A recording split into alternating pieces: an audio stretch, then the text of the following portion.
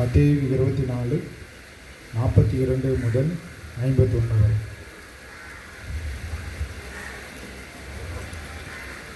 வாசிக்கலாம்.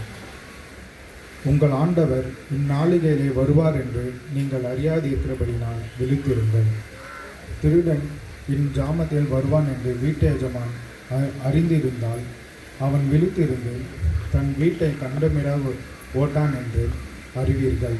நீங்கள் நினையாத நாளிலே மனுஷகுமாரன் வருவார். ஆதலால் நீங்களும் ஆயத்தமாயிருங்கள். ஏற்ற வேளையிலே தன் வேலைக்காரனுக்கு போஜனம் கொடுத்து அவர்களை விசாரிக்கும்படி எஜமான் வைத்த உண்மையும் விவேகம் உள்ள ஊழியக்காரன் யாவான். எஜமான் வரும்போது அப்படி செய்கிறவனாக காணப்படுகிற ஊழியக்காரனே பாக்கியவான். தன் ஆஸ்திகள் எல்லாவற்றின் மேலும் அவனை விசாரணைக்காரனாக வைப்பான் என்று மெய்யாகவே உங்களுக்கு சொல்கிறேன்.